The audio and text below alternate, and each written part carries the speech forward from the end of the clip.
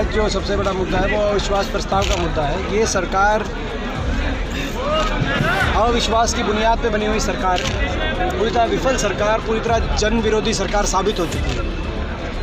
अविश्वास की बुनियाद पे इसीलिए क्योंकि भाजपा को पूर्ण बहुमत नहीं दिया था सरकार, लोगों ने भाजपा को सत्ता से बाहर करने का मतदान किया था, मगर एक ऐसा दल जिन्होंने बीजेपी के खिलाफ वोट लिए मगर बीजेपी से जाके मिलकर सरकार बनाने का काम किया। विफल इसलिए क्योंकि आज बेरोजगारी में हरियाणा देश में नंबर 1 हो चुका है। अपराध के अंदर टॉप 3 राज्यों में हरियाणा की गिनती हो रही है। अर्थव्यवस्था चौपट हो गई। हर वर्ग आज सड़क पे है, किसान से लेकर बेरोजगार नौजवान से लेकर कर्मचारी से लेकर छोटे व्यापारी तक। आज हरियाणा के अंदर इतनी जो विकास की जो गाड़ी थी उसके सारे टायर के पंचर हो चुके हैं।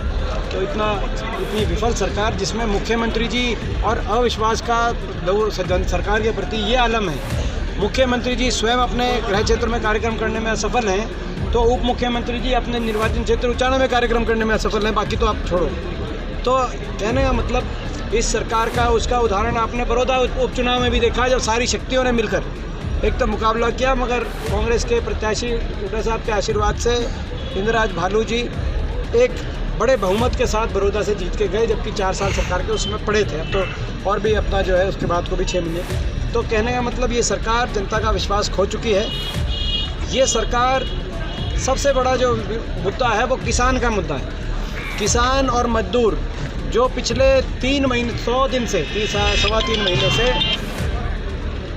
लगभग 250 जानें कुर्बान हो चुकी हैं, फिर भी लाखों हज़ारों की तादाद में एक शांति प्रिय एक आंदोलन में, ऐसा आंदोलन जो 70 साल के इतिहास में देश ने नहीं देखा, ऐसा आंदोलन आज़ाद हिंदुस्तान के इतिहास में। आज़ादी से पहले तो देश की आज़ादी का आंदोलन था, मगर 70 साल के देश के आज़ादी के आज़ाद भारत के इतिहास में इस प्रकार शांतिपूर्ण, अनुशासित, संयम के साथ किया गया जन आंदोलन, जिसमें लाखों की तादाद में लोग शामिल हों, जिसमें जो है 250-300 लोगों ने अपनी जानें कुर्बान कर दी हों, ऐसा आंदोलन देश की तारीख ने नहीं देखा।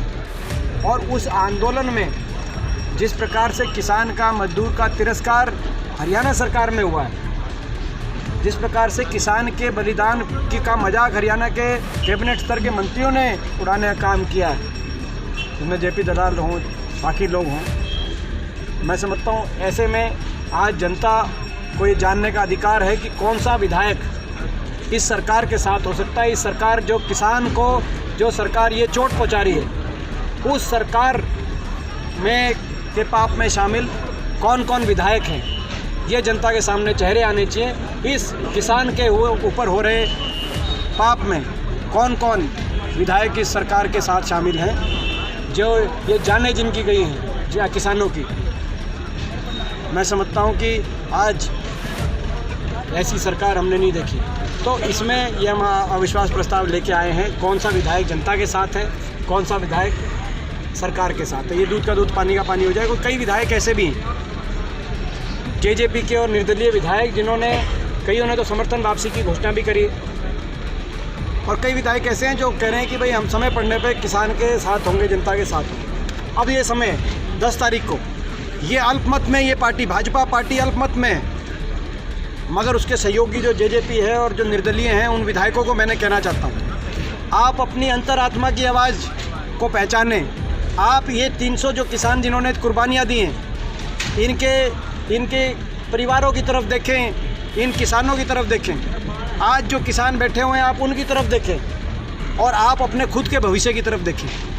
कहीं ऐसा ना हो आप इस सरकार के जो किसान के ऊपर हो रहे पाप, इस सरकार जो है ये जो है इस सरकार के राजनीतिक पाप में आप शामिल हो जाएं, और जिससे आने वाले समय में आपके विधानसभा क्षेत्रों के अंदर लोग आपको माफ़ करने का काम ना करें। तो इसीलिए इन विधायकों से हम कहना चाहते हैं, आप अपनी अंतरात्मा की आवाज़ में हरियाणा को बचाने की, किसान को बचाने की, देश के किसान को बचाने की, आज केवल हरियाणा के बचाने का प्रश्न नहीं है। यह अविश्वास, हरियाणा का अविश्वास प्रस्ताव देश को, देश के किसान को बचाने की भी ये लड़ाई है। देश में एक संदेश जाना चाहिए कि जो सरकार किसान की आवाज़ कुचलने की कोशिश की जाएगी, वो किसान को तो कुछ नहीं बिगाड़ पाएगी, मगर वो सरकार स्वयं जनता के जनादेश से स्वयं कुचली जाएगी। ये संदेश आज जाए, ये मैं सारे विधायकों को कहना चाहता हूँ। आज